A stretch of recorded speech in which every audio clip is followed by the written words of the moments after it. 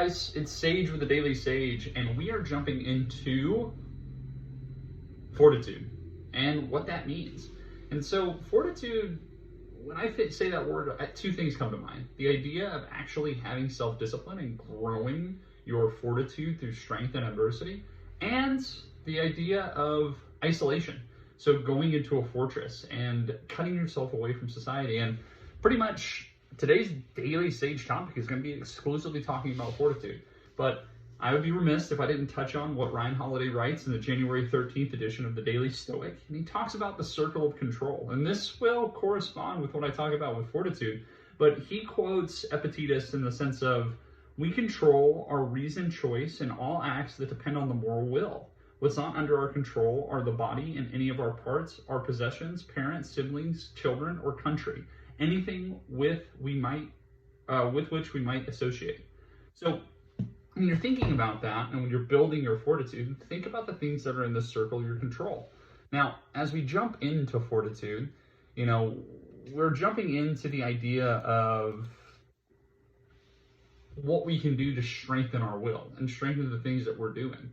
There's a big difference between having fortitude and being hidden away in a fortress. The latter case is we physically separate ourselves from, through self-isolation, avoiding our problems, avoiding the big, bad things of the world and the feelings that we feel with the conflicts that we experience. It's not unlikely that serial self-isolators, I was a culprit of it for being on a farm by myself for almost 7 years, feel powerless, believing that what's happening on the outside is too much for them, as they lack the strength and the skills to cope. Building fortitude allows for you to cope. Unfortunately, you miss out on a lot of life experiences simply because you do not want to face any problems or the malevolence of humankind. Now, there's another way to go about this. Instead of self-isolation, we could choose to strengthen our faculties, meaning that we become more resilient towards unpleasant people and situations, and we don't let them stop us from living a good life.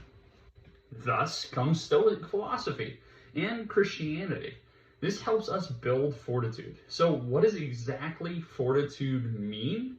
Well, the definition of fortitude, according to Merriam-Webster, is strength of mind that enables a person to encounter danger or bear pain or adversity with courage.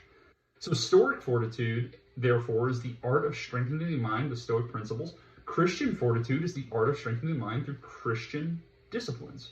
So the Stoics are mastered at approaching the world with logic and reason. Christians are the masters of approaching the world with kindness and then faith in God and Christ. So other people's opinions aren't as important as we think, and a good reputation is just a commodity that brings us from A to B when we think about the world this way. So according to the Stoics, we can't change the world.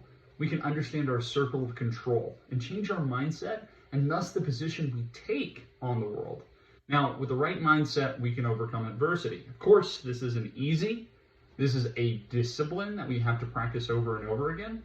So how do we transform our mindset?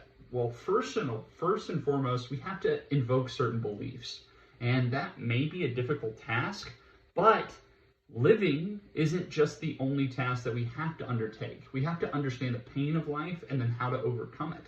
The logic behind this is that we tie our happiness to certain expectations, and when we are living in the future or living in the past, that happiness is tied to those things instead of aligning with the current moment.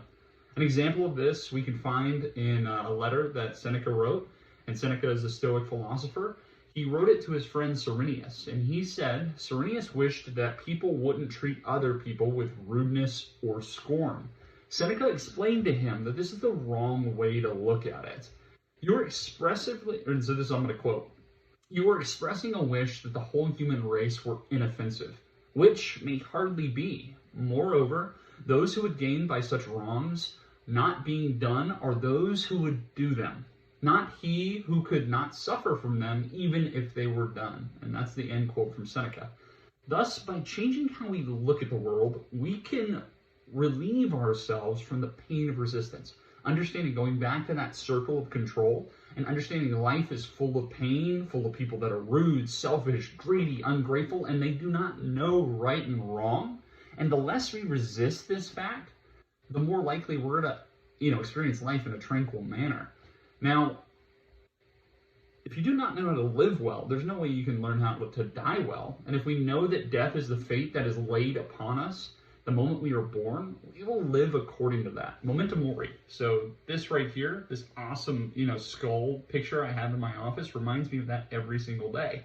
And Seneca also talked on death, and I'll quote, "For by looking forward to everything which can happen, as though it would happen to him, he takes the sting out of all evil." So premeditation, which can make no difference to those who expect it and are prepared to meet evil only as it comes hard upon those who have lived without giving it a thought and whose attention has been exclusively directed to happiness. Disease, captivity, disaster, conflagration, slavery, none of them I expected, but I always knew that they could be a possibility with what disorderly company nature has bestowed upon me. End quote. So most people that go into the world, desire certain outcomes. We were taught, positivity and joy, and, that oblivious thought of positivity is something to go for. But thinking of the negative consequences isn't necessarily a bad thing. It gives you the opportunity to think through worst case scenario, and some say that would be steering with premonitions or, that wishful thinking that can put people in that position. But in all actuality, being prepared for the worst, when the worst may come, it's not as bad as you think. Often, the things that we think in our head and the way that we play scenarios is 10 times worse than the reality. And don't use the number 10, but is worse than the reality of overcoming obstacles.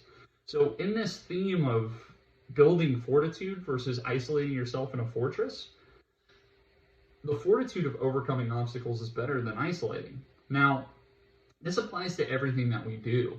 And we should be indifferent towards anything that we can't control. And we should be independent of our own will when we're thinking about future and past things. Now, if we don't, we're going to be letting external factors rule over our ability to be happy. And mental fortitude, therefore, entails a healthy contempt for the things that are beyond our control. Now, guys, I want you to take time to reflect on this. And this means ceasing to desire that people like you, ceasing to be averse to losing your possessions, and focusing entirely on the circle of your control and the circle of your own actions. It's hard for everybody to release, and I'm going to urge you to do so today. And I want to thank you very much for tuning into the Daily Sage and listening to my rambling.